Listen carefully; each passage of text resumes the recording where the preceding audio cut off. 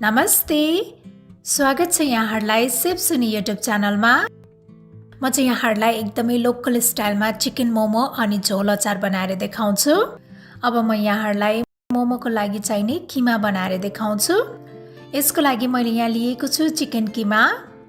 त्यसपछि मैले यहाँ राखेँ एकदमै मसिनो पारेर चप गरेको प्याज, अनि मैले यहाँ लिएको छु एकदमै मसिनो गरेर काटेको छ्यापी। त्यसपछि मैले यहाँ राखेँ एकदमै मसिनो पारेर चप गरेको अदुवा लसुन, मसिनो गरेर चप गरेको बन्दा। त्यसपछि मैले यहाँ राखेँ 1 टेबलस्पुन मोमो मसाला, नुन स्वादअनुसार, अनि त्यस्तै मरिचको धुलो।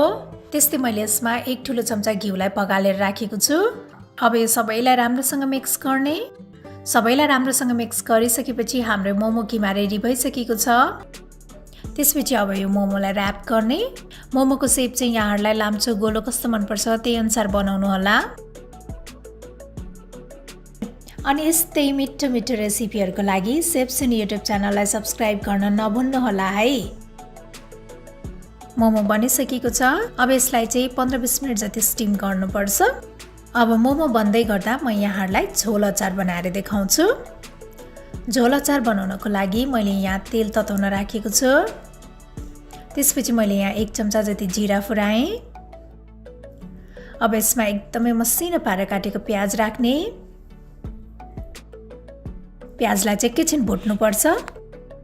प्याजलाई रातो पारेर भुटिसकेपछि मैले यसमा मसिनो पारेर चप गरेको अदुवा लसुन अनि रातो खुर्सानी राखेँ। यसलाई पनि एकैछिन भुट्ने।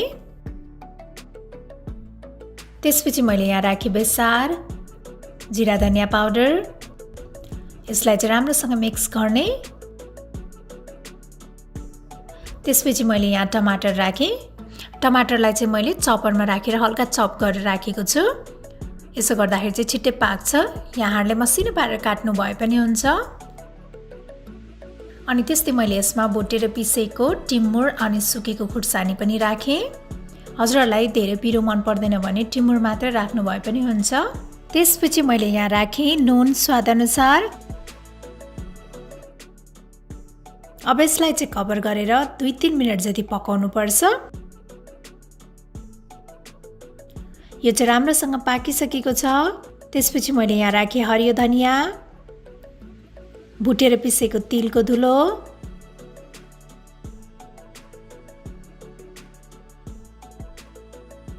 अनि त्यस्तै मैले यसमा पानी राखेँ। यहाँहरूले पानीको सट्टा चिकन ब्रथ राख्नु भए पनि हुन्छ।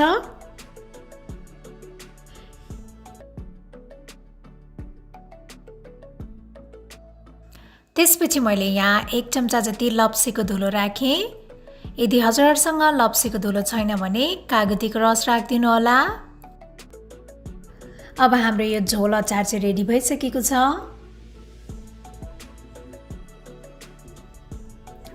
त्यस्तै हाम्रो मोमो पनि पाकिसकेको छ। अब यो मोमोलाई चाहिँ तातो झोलसँग सर्भ गर्ने।